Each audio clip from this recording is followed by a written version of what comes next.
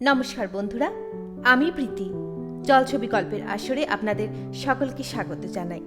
আজ আপনারা শুনবেন প্রাণের লেখক বিভূতিভূষণ বন্দ্যোপাধ্যায়ের কলমে গিরিপালা। তার আগে বলে রাখি, প্রত্যেক মঙ্গলবার এবং শনিবার ঠিক রাত 9টায় জলছবিতে আপনারা পেয়ে যাবেন নতুন নতুন গল্প।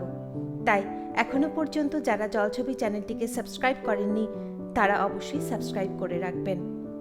শুরু করছি আজকের গল্প গিরিপালা।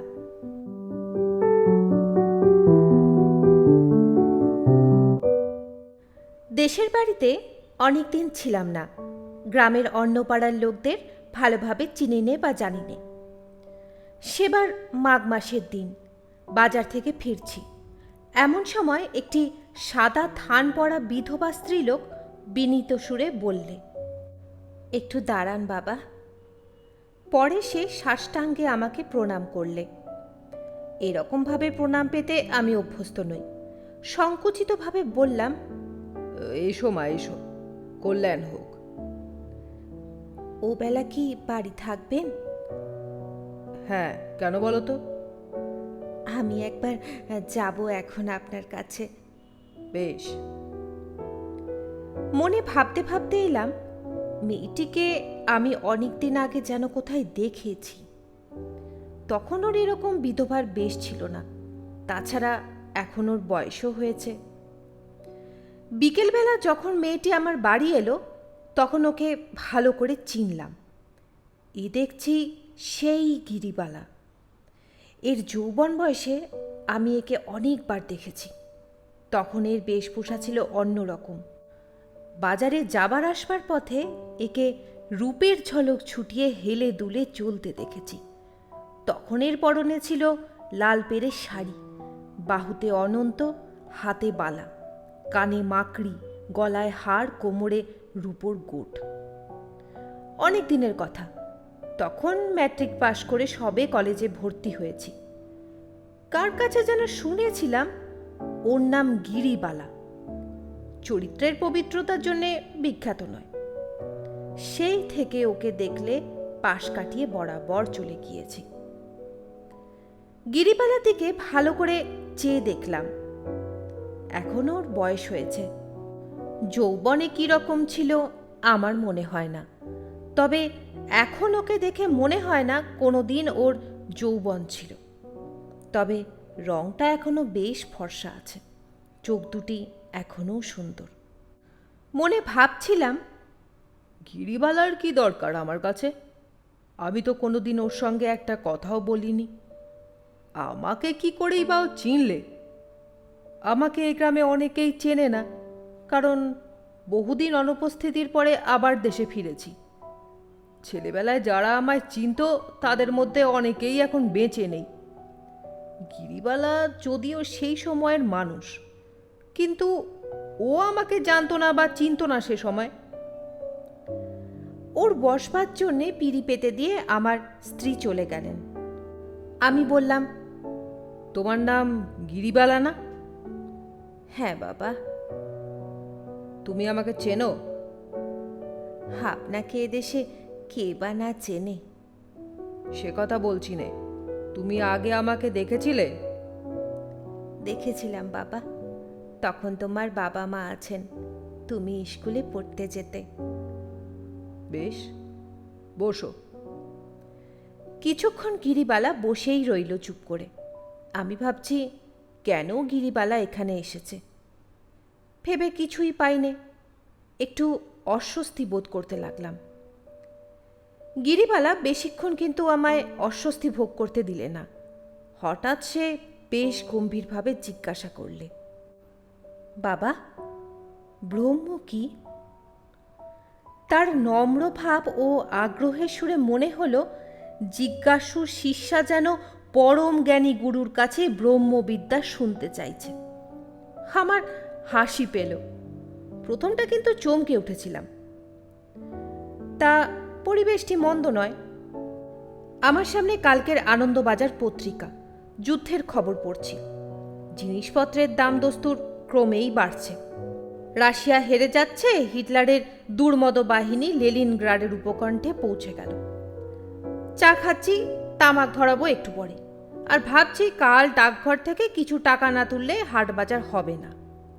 এমন সময় সাবেক দিনের কুচরিত্রা স্ত্রীলোক গিরিবালা আমার কাছে এসে জিজ্ঞেস করছে কিনা ব্রহ্মের কথা। তাই না হয় বাপু জিজ্ঞেস কর দেশের খবর, আজকালকার খবর। যেমন গদাই বাড়ুই আমাকে মাছ দিতে এসে জিজ্ঞেস করে, দাদা ঠাকুর যুদ্ধের খবরটা কি? মনে মনে চটে যায়। সে খবরে তোর কি দরকার? জার্মানি কোথায়, হিটলারকে জানিস এসব? ইউরোপের ইতিহাস পড়েছিস? তবে যুদ্ধের খবরে তুই বাপু কি বুঝবি? গদাই পাড়ুই তবু পদে ছিল। যুদ্ধের খবর জিজ্ঞাসা করা এমন কিছু আশ্চর্যের ব্যাপার না, সে আজকাল সবাই করে থাকে। কিন্তু এ বলে কি? আর ব্রহ্ম জিজ্ঞাসা করবার উপযুক্ত গুরুও কি সে খুঁজে খুঁজে বার করেছে? প্রশ্নটা চাপা দেবার জন্য বললাম, থাকো কোথায়? গিরিবালা বৈষ্ণবোচিত দীনতার সঙ্গে বললে, বাবা আজকাল আশ্রম করেছি বাজারের পেছনে, গোয়ালাপাড়ার মুড়োয় যে বটগাছ, ওরই উত্তর গায়ে। ব্যাপারটা ঘোরালো হয়ে উঠেছে ক্রমশ। গিরিবালা আশ্রম করেছে, এত কথা আমি কি করেই বা জানবো? না জানি ভালো করে ওর পূর্ব ইতিহাস, না জানি ওর বর্তমান জীবনের কোনো খবর। কথাবার্তা চালু রাখবার জন্যে বললাম, বটে, বেশ বেশ, একদিন তোমার আশ্রমে যাব। গিরিবালা হাত জোর করে বললে, সেই সৌভাগ্য কি আমার হবে বাবা? না না, সে কি কথা। কতদিন আশ্রম করেছ? তা বাবা, বৃন্দাবন থেকে যে বছর ফিরলাম সে বছরই। শ্রাবণ মাসে বৃন্দাবন থেকে ফিরলাম, আর কার্তিক মাসে আশ্রম প্রতিষ্ঠা করলাম। তাহলে বৃন্দাবনেও গিয়েছে গিরিবালা? না, আগে যা ভেবেছিলাম তা নয়, ব্যাপার জটিল হয়ে উঠেছে। বললাম, বৃন্দাবনেও গিয়েছিলে? ভাব মুখে আর কি করে বলি। আর কোথায় গিয়েছ? কোথাও আর যাওয়ার দরকার হয়নি, ওখানেই তিনি আমায় কৃপা করেছেন। আর অনর্থক তীর্থে তীর্থে বেরিয়ে কি করব? যা কাজ তা হয়ে গেল। তিনি আমায় দয়া করে সব দিয়েছেন। তিনি মানে ভগবান? না, এ দেখছি খুবই জটিল ব্যাপার, থই পাওয়া যাচ্ছে না।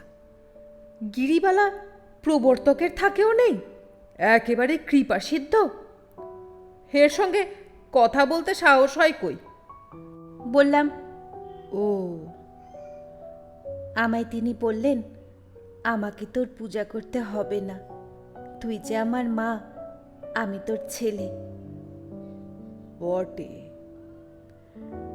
আমার চোখ কপালে উঠবার উপক্রম হয়েছে।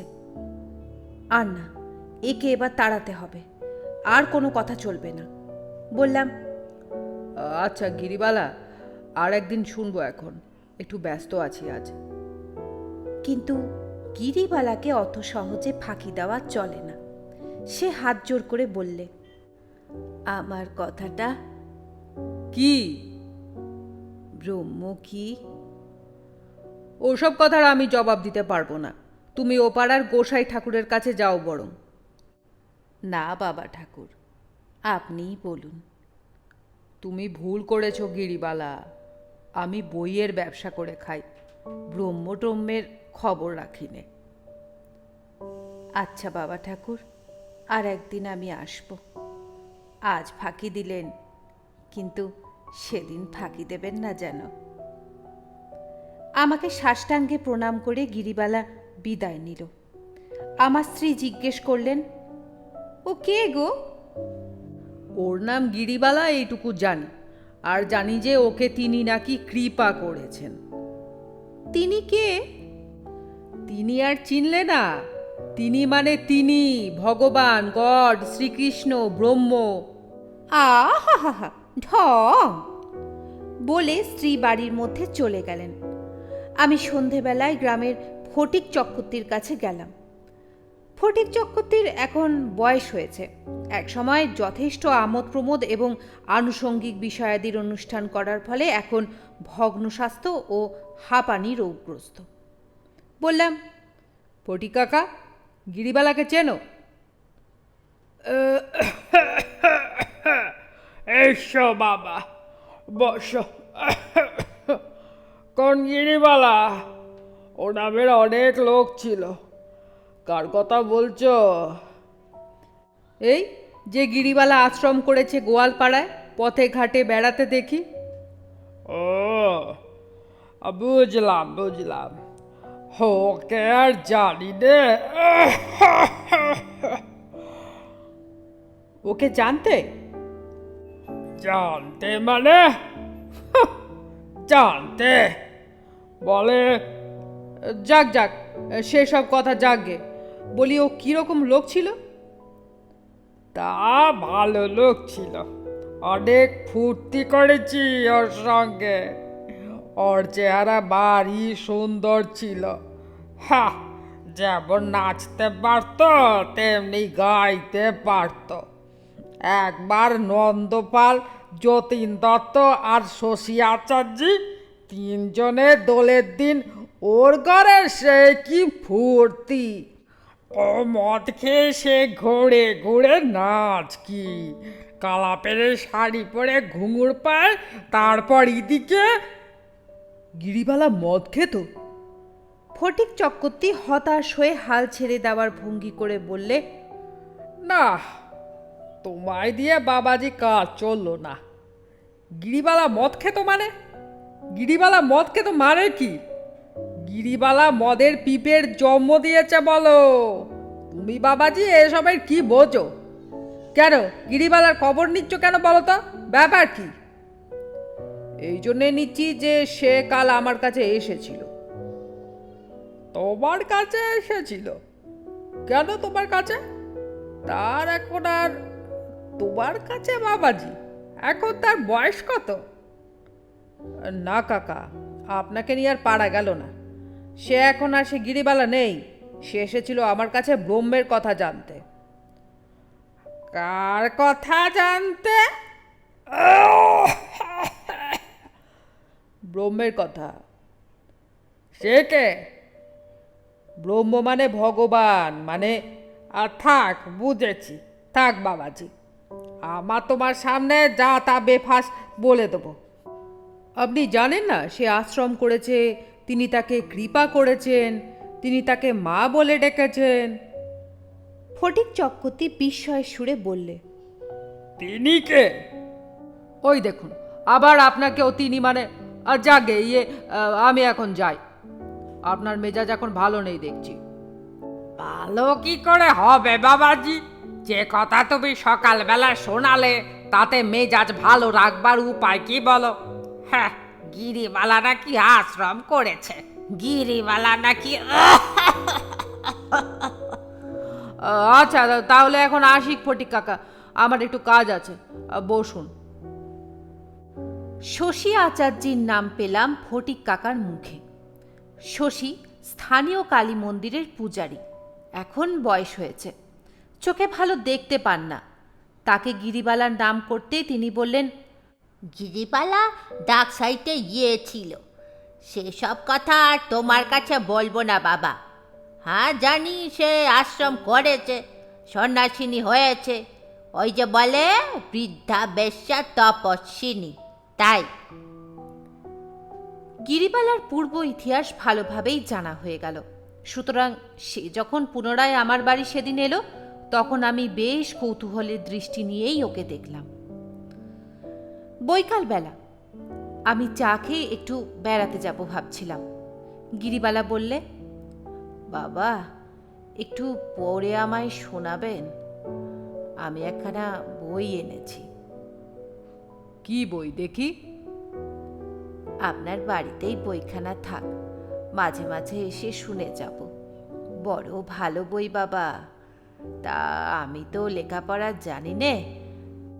বইখানা উল্টে পাল্টে দেখলাম। বইখানা অত্যন্ত পুরনো। নাম সাধন তত্ত্ব ও জীব মুক্তি। লেখকের নাম শ্রীমৎ ওঙ্কারানন্দ সরস্বতী, প্রাপ্তিস্থান সাধনাশ্রম, গ্রাম সারারিতলা, জেলা পুরুলিয়া, মানভূম। এসব ধরনের বইয়ের উপর আমার কোনো কালে শ্রদ্ধা নেই।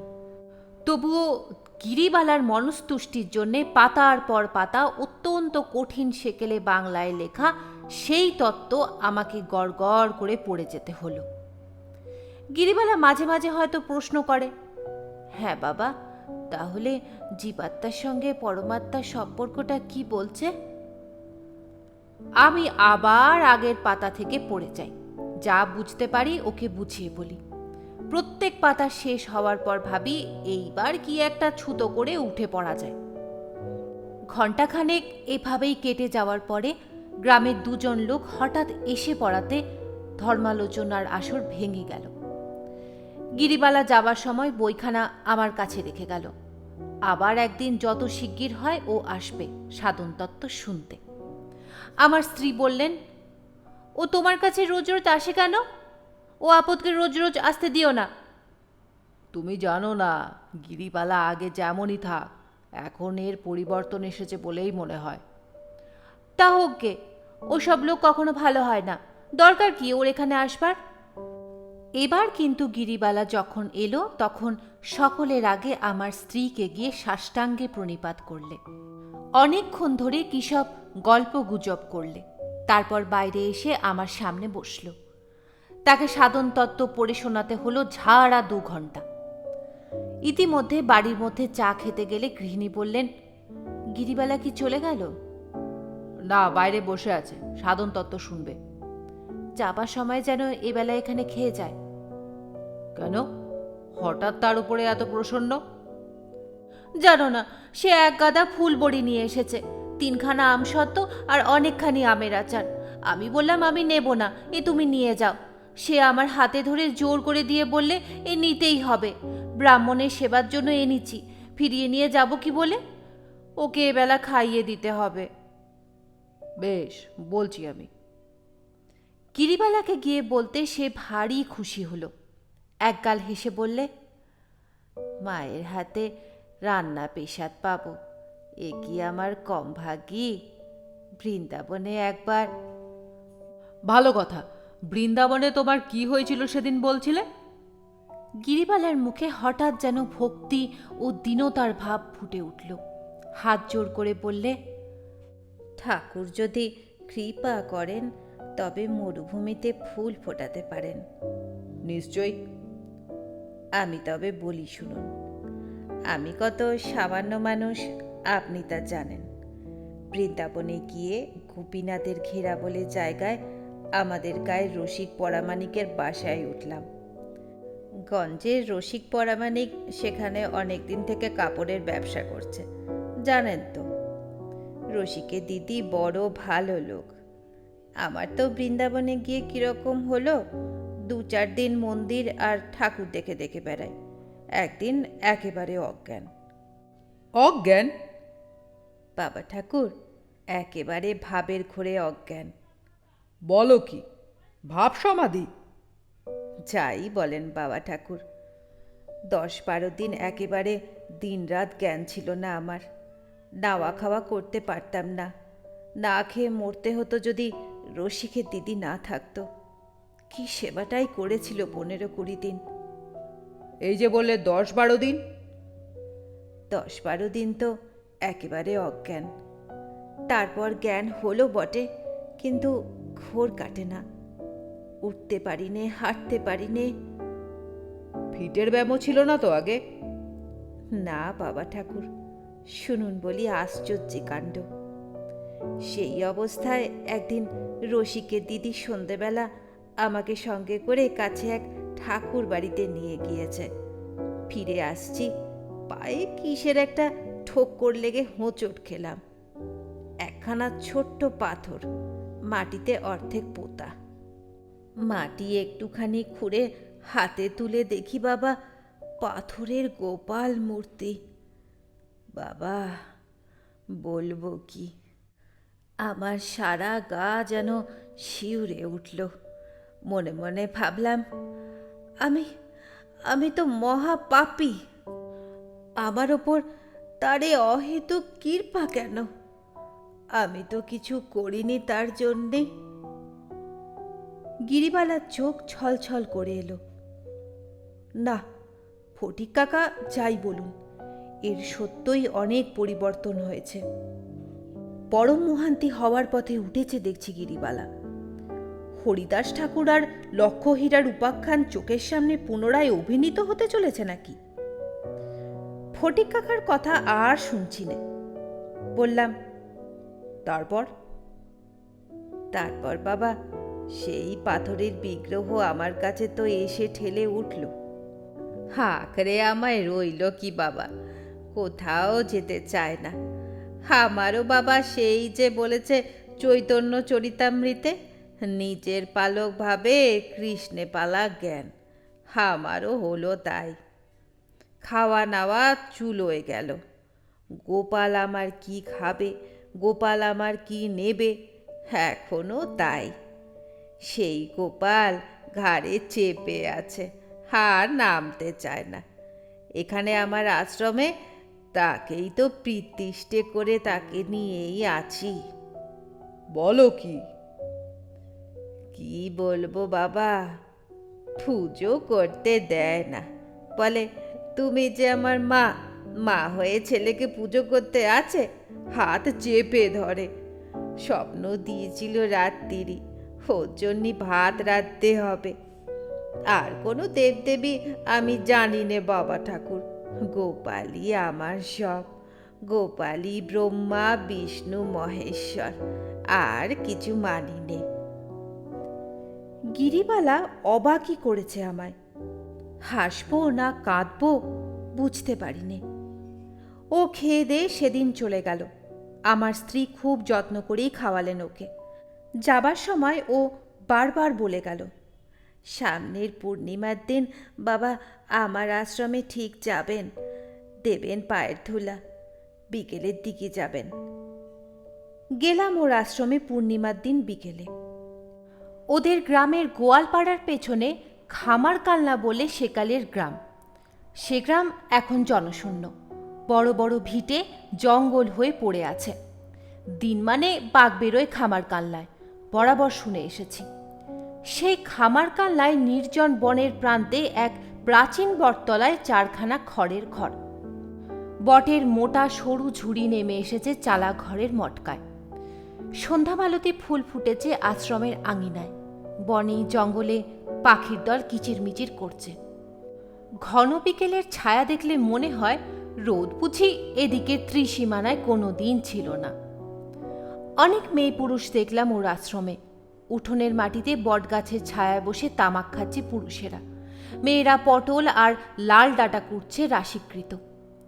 আধমনটাক লাল মোটা আউশ চাল ধুচ্ছে দুজন মেয়েতে।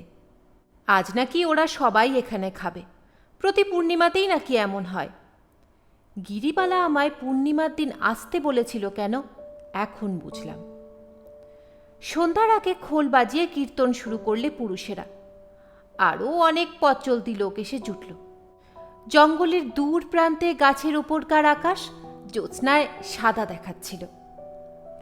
এরা সবাই আশেপাশের গ্রামে চাষি, গোপ, কাপালি প্রভৃতি শ্রেণীর নরনারী। সবাই মিলে বেশ আমোদ করছে দেখে আমার খুব ভালো লাগলো। রাত্রে ওরাই রাঁধলে। বড় বড় আঙট কলার পাতা পেতে আউশ চালের ভাত আর লাল ডাঁটার চচ্চড়ি সোনা হেন মুখ করে খেল। যে যখন আসে আগে দেখি গিরিবালাকে সাষ্টাঙ্গে পরম ভক্তি ভরে প্রণাম করে দুহাতে পায়ের ধুলো নিয়ে মাথায় মুখে দেয়। আমি অবশ্যই ওর ওখানে মৎস্যবের প্রসাদ পাইনি। গিরিবালা আমায় খুব যত্ন করে বসালো দাওয়ায়। আমি বললাম, না, আমি গাছতলায় বসি, বেশ লাগছে তোমার এই জায়গাটা। এত বন আছে খামারকালনায়, আমার জানা ছিল না। আমায় বললে, একটু কিছু সেবা না খেয়ে যেতে পারবেন না বাবা। ভাত আমি খাবো না। না বাবা, আউশ চালের মোটা ভাত আপনাদের খেতে দেব কি বলে, ওরা খাবে গিয়ে। এত চাল ডাল পেলে কোথায়? খুব খরচ হয় তোমার দেখছি। হ্যাঁ, কিছু না বাবা, ওরাই সব আনে, নিজেরাই রাঁধে, আমোদ করে খেয়ে যায়। ওরা বড্ড ভালোবাসে আমাকে, সবই গোপালের ইচ্ছা। ওর সেই বিগ্রহ আমি দেখলাম, খুব ফুল দিয়ে সাজিয়েছে, ছোট একটি পাথরের পুতুলের মতো। সে ঘরে সবারই অবারিত দ্বার। চাষিরা পাকা কলা, বাতাবি লেবু, শশা প্রভৃতি ফল নিয়ে এসেছে। গোপালের বেদির আশেপাশে সেগুলো জমা আছে। সন্ধ্যার সময় ধূপ ধুনো দেওয়া হয়েছে।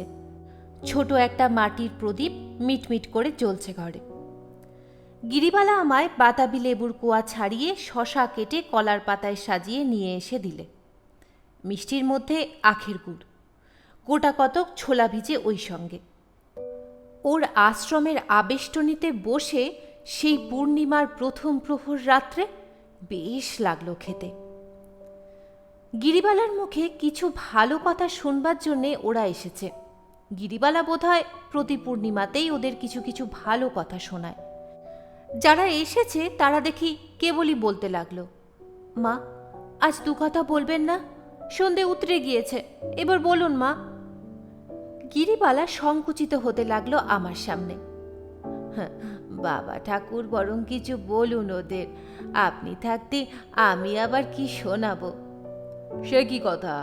আমি তো ধর্মকথার আচার্যি নিজেকে বলিনি কোনোদিন। রাজনীতির কথা শুনতে চাও, শোনাতে পারি। উড়োজাহাজ কি করে হলো তার কথা বলতে পারি, কিন্তু তত্ত্ব কথা বাপরে। গিরিবালা সলজ্জ মুখে বলে, বাবার যেমন কথা, আমি বা কি কথা বলি? আমি বলি তার উপর ভক্তি রাখো, সব হবে। লোকে এসে বিরক্ত করে, আমার গরুর বাছুর হচ্ছে না, আমার স্ত্রীর সন্তান হচ্ছে না, বেগুনের ক্ষেত থেকে বেগুন চুরি যাচ্ছে, গায়ে গরুর ধসা, পশ্চিমে মরক লেগেছে, অমুকের বইয়ের সন্তান হয়ে বাঁচে না, এইসব আমার কাছে নালিশ, বিহিত করে দাও মা। তবে তো খুব দায়িত্ব তোমার। বাবা, ওরা কোথায় যাবে বলুন? সংসারে ধরে কাকে? কার উপর নির্ভর করে? একটা কিছু চাই তো আমাকেই এসে মা বলে ধরে, আমাকেই সব ধকল সইতে হয়। আমার কি ক্ষমতা বলো?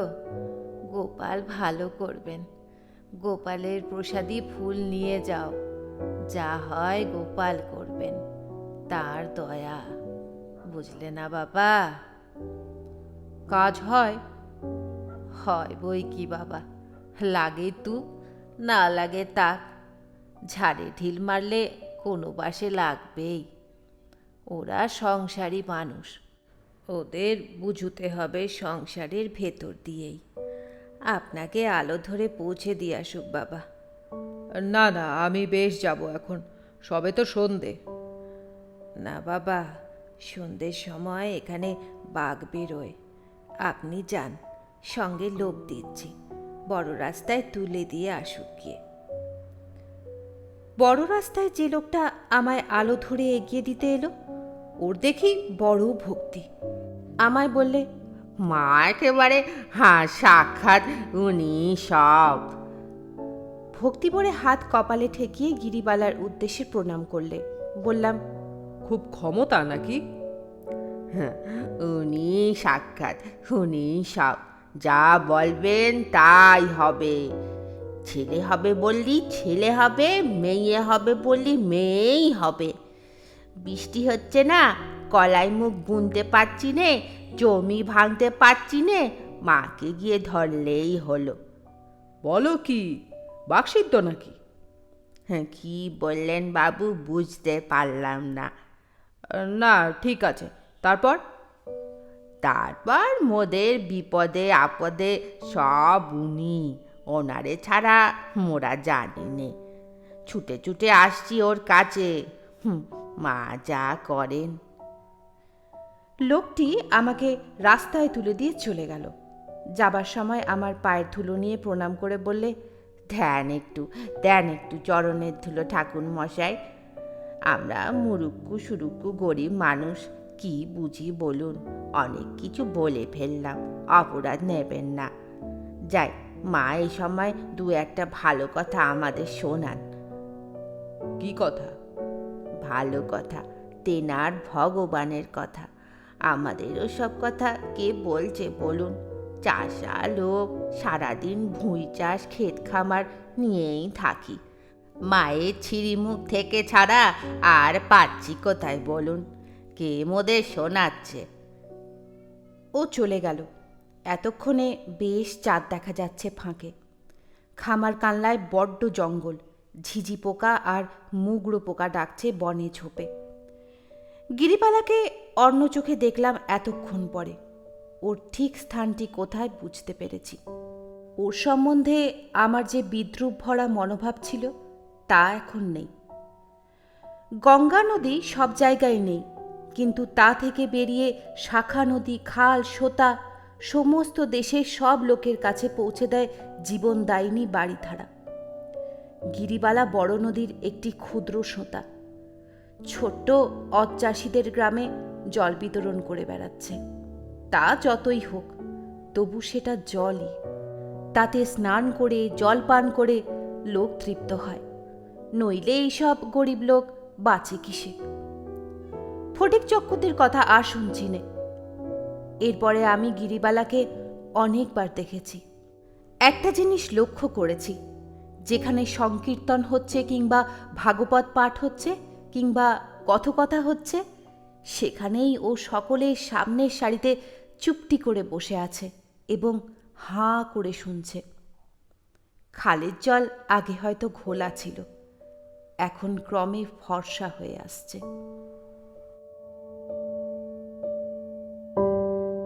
এতক্ষণ শুনছিলেন শ্রদ্ধেয় লেখক বিভূতিভূষণ বন্দ্যোপাধ্যায়ের কলমে গিরিবালা।